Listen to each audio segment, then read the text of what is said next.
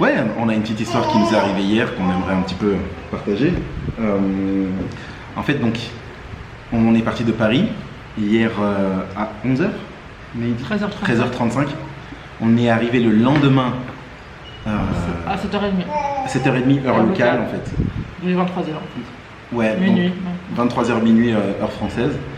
Et on a embarqué donc depuis Ho Chi Minh au Vietnam pour aller ici à Siem Reap. Et le vol devait durer 45 minutes à peu près. Hein. Il faisait 45 minutes quand on a décollé. Okay. Donc le vol ça a été, hein, ça s'est bien passé en général. À l'atterrissage, il y a eu un problème. En fait, on commence un peu à atterrir, donc nous on est prêts, on a regardé un peu le film du atterrissage, voir un peu comment c'est le Cambodge et tout. Et en fait, au lieu d'atterrir franchement, il atterrit et hop, il repart. On se dit mais qu'est-ce qui se passe? On voit les atterrissages qui courent partout, qui courent. En fait, après avoir redécollé directement, en fait il a même pas touché le sol, il n'a même pas touché la piste d'atterrissage, il la laisse poser, mais après il s'est mis à redécoller. Et après l'avion il s'est mis à trembler, on tournait et il disait... il appelait les hôtesses, venez dans la cabine et tout, le personnel de bord venez dans la cabine, mais d'un ton sérieux et tout, et on voit donc les hôtesses qui courent dans la cabine, qui ferment les rideaux pour pas qu'on voit ce qui se passe. Et là, tout le monde se met à paniquer tout simplement. En fait, je pense que...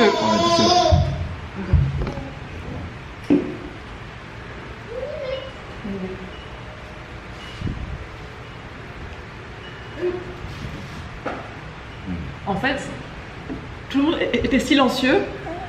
Vraiment un silence dans l'avion, mais un silence de mort quand on est là. Et puis, la Solana qui rigole, un petit rigole et tout. Donc, du coup, c'est un peu tranché avec le sérieux. Et en même temps, David dit non, mais il décolle, donc il y a un souci, je pense. Bon, voilà, tranquille quoi. Donc en fait, là, tout le monde à ce moment-là est silencieux. Et à ce moment-là, moi dans ma tête, je me dis. En fait, tout le monde regarde les hôtesses pour voir quelle tête elles ont, pour voir si c'est grave ou pas. Moi, je me dis peut-être qu'il a eu un problème avec ses roues, elles ne sont pas ouvertes, donc il n'a pas pu atterrir. Donc peut-être il va nous dire de nous préparer à un atterrissage sans roue ou un truc dans le genre. Bon, en tout cas, au pire, au pire. Et à ce moment-là, en fait, on pense à différentes choses dans sa tête, tu vois. Et moi, à ce moment-là, je prie, je dis Seigneur, voilà, écoute, je lui dis clairement, hein, moi, je suis pas forcément prête à que ce soit la fin maintenant. Même si je sais que tu nous as pas conduits au Cambodge pour rien. Voilà, je suis pas forcément prête à que ça maintenant. Par contre, je sais que lui, David, il est prêt à tout depuis le début, à ce qu'on rentre pas forcément à la maison, quoi. Et en fait, j'étais déjà prête à me dire, David, je le sens bien, il va se lever, il va commencer à prêcher, dire aux gens, repensez-vous, etc. Jésus est proche, un truc comme ça, parce qu'on est peut-être tout le monde en fin de vie, peut-être à cause de l'avion, on ne sait pas ce qui va se passer. Et finalement, en fait, moi, je me dis, à ce moment-là, je me dis, wow, c'est quoi ces trucs et tout, c'est pas carré, je me dis, c'est pas comme Air France, c'est des... Voilà. Mais après, j'étais détendu parce que, y a rien qu'on peut faire, donc ça sert à rien de stresser. Et aussi, je me dis, parce qu'on est tous ensemble, on est tous les trois ensemble, donc qu'importe ce qui se passe, voilà, on est ensemble. Et puis, j'étais juste embêté parce que je me dis, je veux pas mourir sans qu'on ait pu partager l'évangile aux gens. Si on part en tant que missionnaire au Cambodge, on prend l'avion et on meurt dans l'avion, j'ai trouvé ça ridicule perso, donc j'étais embêté pour ça. Alors que moi c'est juste pour nous-mêmes que j'avais peur. Alors que moi je me disais, Seigneur, voilà, ok on meurt, mais au moins donne-nous l'occasion de prêcher aux gens dans l'avion, quoi. Au moins de leur dire quelque chose. Et que voilà, les gens puissent se repentir et que voilà, l'avion entier puisse être sauvé, quoi. Être sauvé. Et que voilà, les gens, voilà, même si on est mort ici, mais après ils ont la vie éternelle. Mais prendre l'avion et mourir comme ça alors que j'ai trouvé ça nul. Donc voilà, c'était ça qu'il y avait dans la tête. Je me disais, Seigneur, au moins, si on doit mourir, comment on puisse parler aux gens, se lever et puis prêcher l'évangile aux gens pour qu'au moins ils puissent se repentir. Là, je me dis, si Dieu nous envoie une mission au Cambodge et que dans l'avion on meurt, mais qu'avant on n'a plus le temps de prêcher et les gens se repentent et les gens sont sauvés et on est sauvés, ça va. Mais si il nous envoie au Cambodge, on prend l'avion, on meurt, on n'a rien eu le temps de faire, j'ai trouvé ça nul. Donc voilà, c'était un peu ça qu'il y avait dans ma tête, moi, personnellement. J'étais pas inquiet parce qu'on était tous ensemble. J'étais vraiment rassuré. Si j'avais Swana sur moi, on est ensemble, j'étais pas inquiet. Et puis, moi, je sais que ça m'a plutôt aidé à penser à ok, je suis pas prête, mais c'est vrai que j'ai. Est-ce que j'ai dans ma tête les bonnes priorités dans la vie, en fait. Et ça m'a aidé un peu à penser qu'il faut être prêt tout le temps, en fait. Quoi qu'il arrive et tout, il faut être prêt chaque jour, on sait jamais ce qui peut arriver.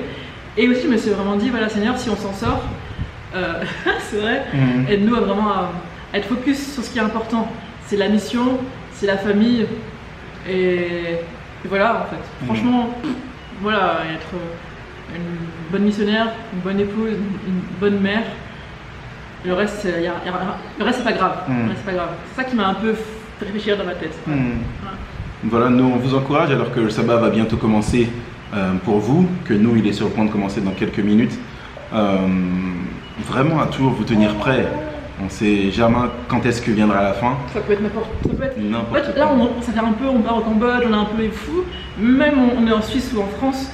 Traverser la route, ça peut arriver aussi. Il y a rien qui empêche quoi que ce soit.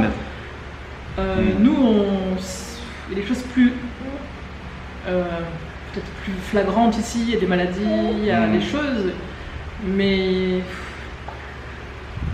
il n'y a rien qui empêche en fait que ça se passe en France aussi. En fait.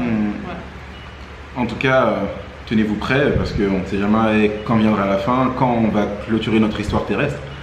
Et voilà. Donc, mais gloire à Dieu, Dieu est au contrôle et c'est quand c'est le moment ou pas quand le moment. Et donc voilà. Parce que vous imaginez bien, si nous voyez maintenant, c'est que finalement l'avion a pu décoller, atterrir sans problème. Bien quoi. Tout le monde après a continué son chemin, à aller visiter le temple à côté. Tout le monde était bien. Mais nous, ça doit vraiment réfléchir à ce qui est important. Être prêt, toute situation. Quand on dit Seigneur, merci pour la souffle de vie du matin, c'est pas une blague, c'est merci parce que l'avion a été préservé. En plus, on est vraiment arrivé au bout du voyage. On avait volé 11 heures entre Paris et Ho Chi Minh, on avait volé 1 heure, on était fatigués. On arrive enfin, on va arriver. Et il n'y a rien qui empêche que dans le moment, voilà. Et voilà. Quoi. C'est clair. En tout cas, voilà, que Dieu vous bénisse, tenez-vous prêts, on ne sait jamais.